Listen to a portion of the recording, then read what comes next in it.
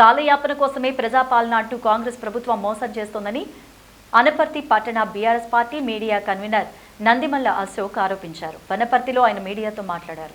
మొదటి ప్రాధాన్యతగా ration card ఇవ్వాలని, రేషన్ కార్డు ప్రామాణికంగా పథకాలు వర్తింపచేయాలంటూ డిమాండ్ చేశారు. బీఆర్ఎస్ ప్రభుత్వం సంక్షేమ పథకాలు ప్రజల ముంగిట్లోకి పోయి ఇస్తే కాంగ్రెస్ ప్రభుత్వం ప్రజలను బజార్లో నిలబెట్టి నానా ఇబ్బందులకు గురిచేస్తోందని విమర్శించారు. ఎన్నికల్లో ఇచ్చిన మాట ప్రకారం 9 రోజుల్లో 6 గ్యారంటీలు అమలు చేయాలంటూ డిమాండ్ చేశారు. 6 గ్యారంటీల్లో యువ వికాసం గురించి ఊసే ఎత్తకపోవడం, నిరుద్యోగులను మోసం చేయడమేనంటూ విమర్శించారు.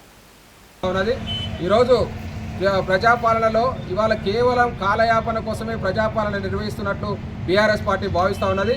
ఈ గతంలో ఉన్నటువంటి బీఆర్ఎస్ ప్రభుత్వం ఆన్లైన్లో దరఖాస్తులు స్వీకరించి వారి ఖాతా నెంబర్లు తీసుకొని సంక్షేమ పథకాలకు సంబంధించిన డబ్బులు కానీ వేరే ఇతరత్ర అన్నీ కూడా వారికి నేరుగా ఇంటికి చేరే విధంగా ఆ ప్రభుత్వం ఏర్పాటు చేయడం జరిగింది. కానీ కాంగ్రెస్ ప్రభుత్వం వచ్చిన తర్వాత మళ్ళా మొట్టమొదటిలాగానే ఇవాళ జనాలంతా లైన్లో క్యూలో పెట్టి భౌతికంగా దరఖాస్తులు తీసుకొని వారికి ఏదో మభ్యపెట్టడానికి ఇవాళ కాంగ్రెస్ ప్రభుత్వం ప్రయత్నిస్తుందని టీఆర్ఎస్ పార్టీ భావిస్తూ ఉన్నది. ఇవాళ మీరు ఏమైనా సంక్షేమ పథకాల 6 గ్యారంటీలని అవి కూడా మేము అధికారంలోకి వచ్చిన 9 రోజుల్లోనే మేము అందరూ కూడా అందింపజేస్తామని చెప్పిన మాట కాంగ్రెస్ పార్టీ నిలుపుకోలేక ఇవాళ కాలయాపన చేయడానికి కేవలం ప్రచారంకు మేమేదో అనేక సంక్షేమ పథకాలు బీఆర్ఎస్ పార్టీ చేసలేదు, మేమే చేస్తున్నాం. ఇప్పుడు కొత్తగానే ఒక ప్రచారాన్ని ప్రజల్లోకి తీసుకెళ్ళడానికి మాత్రమే ఈ ప్రజాపాలన నిర్వహిస్తుందని టీఆర్ఎస్ పార్టీ ఇవాళ భావిస్తూ ఉన్నది. ఇవాళ రేషన్ కార్డులు చాలా మందికి లేవని మీరే ఆరోపిస్తున్నారు. ఇవాళ మీరు ఏ ప్రాతిపదికన ఇవాళ ప్రజాపాలన సంక్షేమ పథకాల 6 గ్యారంటీలు ప్రజలకు అందిస్తారో స్పష్టం చేయాల్సిన అవసరం ఉంది.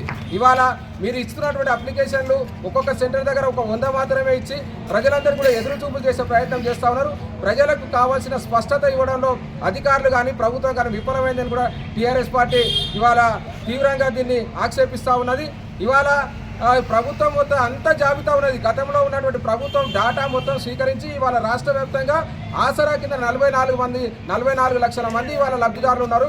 వాళ్ళందరికీ కూడా మీరు ఎవరితోనో ఇప్పుడు అప్లికేషన్లు తీసుకోకుండా వారికి వెంటనే మీరు ఆసరా పథకం డబ్బులు ఇవ్వచ్చు. కానీ అందరూ కూడా అప్లై చేసుకోవడంలో మీ దురుద్దేశం మాకు అర్థమవుతుంది. కేవలం కాంగ్రెస్ ప్రభుత్వాన్ని ప్రచారం చేసుకోవడానికి ఈ ప్రజాపాలన ఉపయోగిస్తున్నారు. ఇప్పటికైనా సరే ప్రజలందరికీ సంక్షేమ పథకాలు వర్తింపజేయాలంటే మొట్టమొదటిగా రేషన్ కార్డుకు ప్రామాణికంగా తీసుకోవాలి.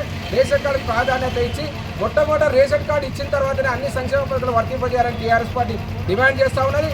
అదేవిధంగా ఇవాళ ఒక కుటుంబానికి ఒకటే అప్లికేషన్ ఇస్తామని అంటున్నారు. ఇవాళ కుటుంబంలో 5 మంది రైతులు ఉంటారు. వాళ్ళకి సర్వే నెంబర్లు సపరేట్ ఉంటాయి. కాబట్టి వాళ్ళందరికీ కూడా ఒకరి పేరు మీద ఎకరం ఉంటుంది, ఒకరి పేరు మీద 2 ఎకరాలు ఉంటుంది, ఒకరి పేరు మీద 5 గుంటలు ఉంటుంది.